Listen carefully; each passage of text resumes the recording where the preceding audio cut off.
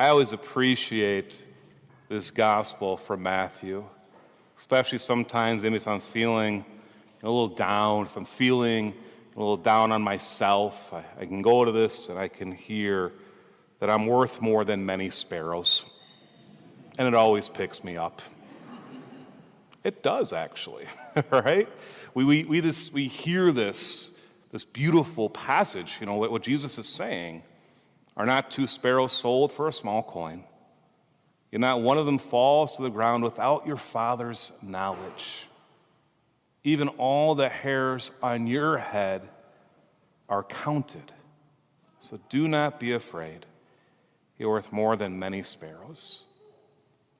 That God knows us. He knows all of the hairs on our head. Or as my brothers pointed out a couple weeks ago to me, all the hairs that are missing from the top of my head. But God knows us. And He knows our worth. That we are worth more than not just 2 sparrows. That we are worth more than many sparrows. This word worth is coming up a lot these days, I think, in society. We see this in anyone that's in a career, anyone that has a job. Often you have to go to maybe your employer and say, this is what I feel like I am worth. So you negotiate maybe a salary. We see this as well just in our own self, maybe sometimes in relationships with people. Saying, do people actually value my worth? Do they value what I bring to this relationship? Or same thing, do I value them? Do I see their worth? This is a beautiful thing sometimes to reflect on. But also, sometimes, when it comes to the word worth, sometimes we see ourselves maybe not being worthy at all. This happens so often, by the way, when it comes to self-worth, when it comes to relationship with God. I mean, we say it even in Mass, by the way. Lord, I am not worthy. Remember that part of the Mass, right before you see the Eucharist? Lord, I am not worthy, but only say the word, and my soul shall be healed. Can we see the worth in ourselves? Do we truly value ourselves? Not in a prideful way, but can we see ourselves as God sees us, worth more than many sparrows, worth more than the sin that maybe we are in. This is very important to know that God sees us for who we are.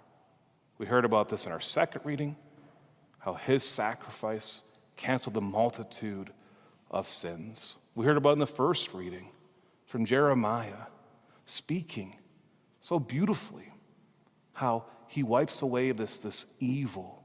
He raises us up. He heals us of our infirmities.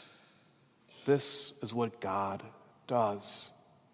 He wants to lend a helping hand.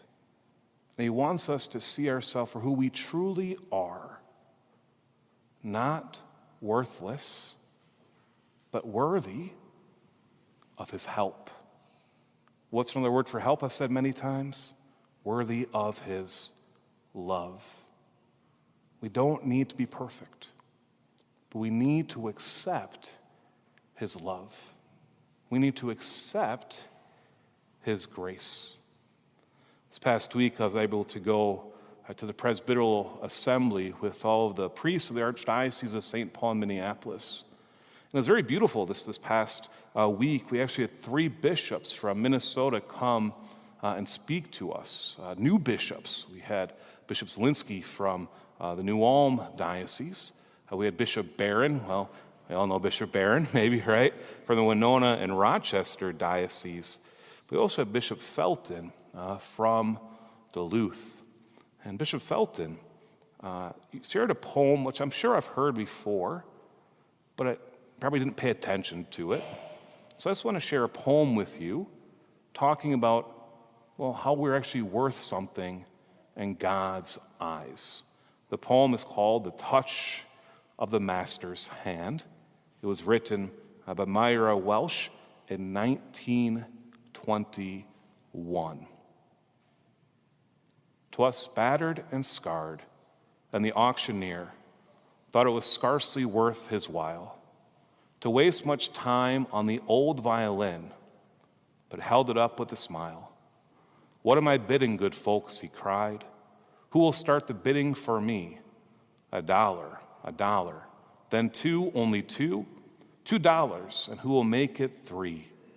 $3 once, $3 twice, going for three, but no." From the room far back, a gray-haired man came forward and picked up the bow.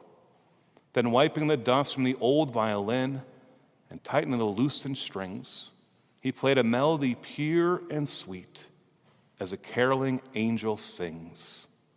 The music ceased, and the auctioneer, with a voice that was quiet and low, said, "What am I bid for the old violin?"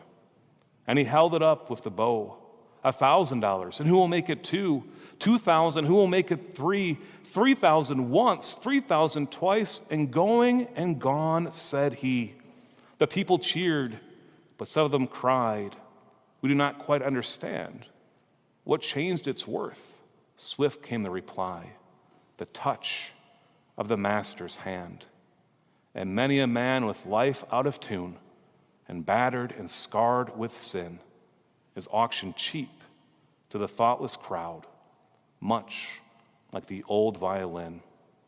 A mess of pottage, a glass of wine, a game, and he travels on. He is going once and going twice.